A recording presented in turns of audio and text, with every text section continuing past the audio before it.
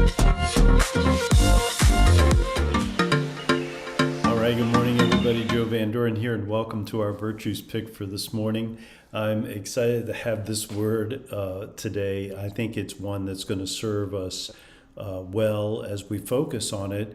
And that virtue that came to us today was compassion. Isn't that a beautiful word, and one that we appreciate in others, and it even makes us feel good when we let our hearts be compassionate. So let's read the description first, and then we'll talk about it a little bit. Compassion is deep empathy for another who is suffering or living with misfortune. It is understanding and caring, and a strong desire to ease their distress. Compassion flows freely from our hearts when we let go of judgments and seek to understand. Our compassionate presence helps people to know they are not alone. Sometimes they don't need us to fix anything. They only need to be heard with compassion so that they can connect to their own inner wisdom. We need our own compassion as much as others do. Whether a silent prayer or a gentle touch, compassion is a priceless gift. This is such a beautiful word and such a beautiful virtue, and one that all of us can probably practice and develop a little bit further than maybe we have it right now. At least I can say that for myself, because sometimes,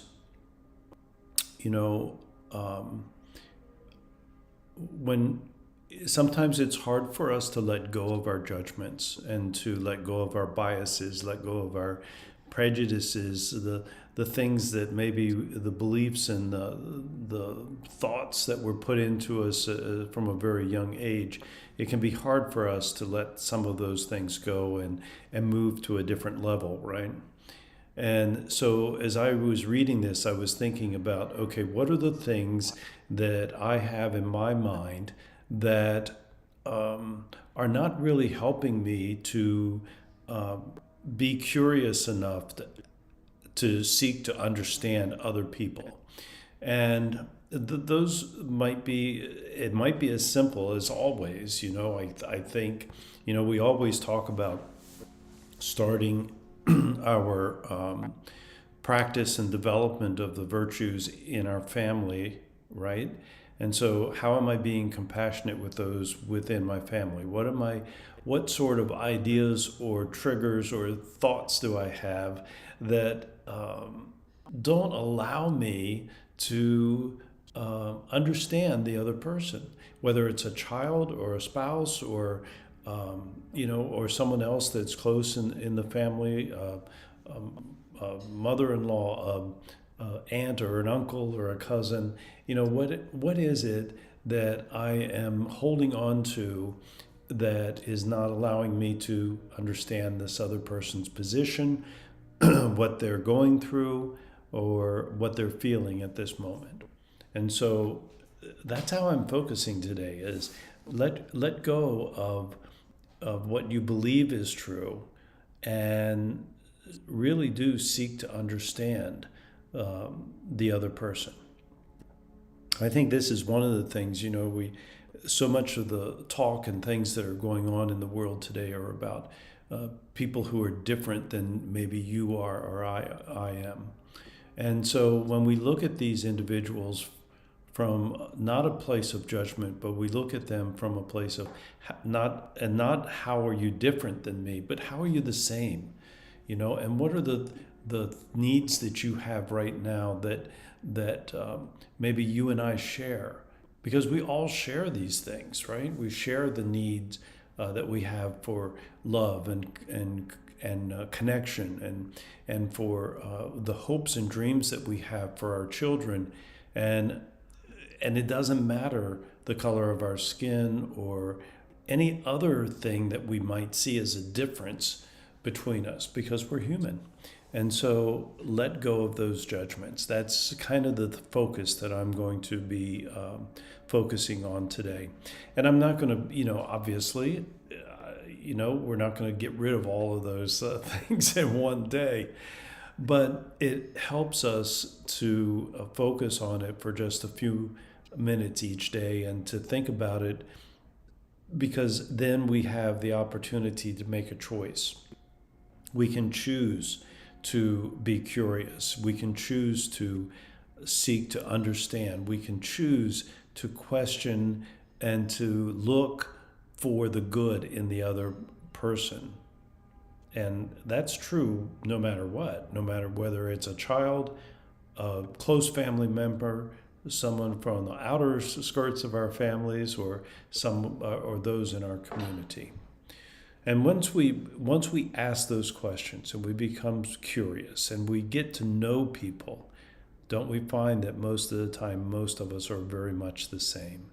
And and understood, it's a two-way street. Obviously, if we're trying to get to know someone, they have to be honest with themselves and with us for us to really get to know them. But those things take time, and it takes a certain amount of effort to break down those walls that we put up around ourselves to defend our position and defend who we are and all those things. So now think about that from a viewpoint of parenting.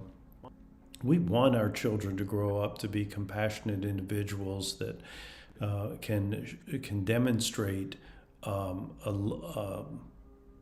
unbiased love and caring for other people. And we want them to grow up seeing their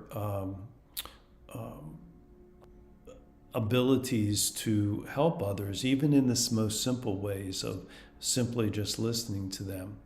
So how do we help our children do that? And I think that's a question, because many times in the world that we're living in today, we see children who are growing up feeling entitled, and they're feeling like they're the center of the world, and we expect that from 3-year-olds and 5-year-olds, right?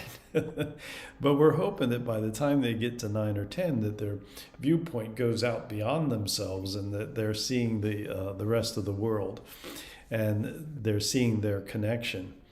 And so we can help our kids to be compassionate by, number one, demonstrating the compassion towards them. If they've never felt compassion, it's virtually impossible for them to know what it's like to be on the receiving end, obviously, but also to give and to provide this deep empathy for others, and this compassionate way of speaking to them and of listening to them. And so we offer that as one possibility. And then, of course, they have to know that not everyone has the same viewpoints. They're not the same as they are. All of us are unique individuals, and our ability to compassionately listen to them is so helpful in creating a more peaceful atmosphere. So those are how I'm thinking about it today. My big takeaway today from this virtue is the letting go of judgments and biases and things, and seeing people for who they really are, and seeing the commonality between all of us. So if we can do that, and as we do that, we can do it. It's just a matter of making that choice. As we do it, I am positive that we will feel the compassion of others, and we'll live in a much more peaceful and serene atmosphere in life. So those are my thoughts today about compassion. Let's focus on that today as a group. And until next time, which is tomorrow morning, keep practicing the virtues and the 4 C's of successful families, and that is clarity, communication, consistency, and community. Until next time, bye.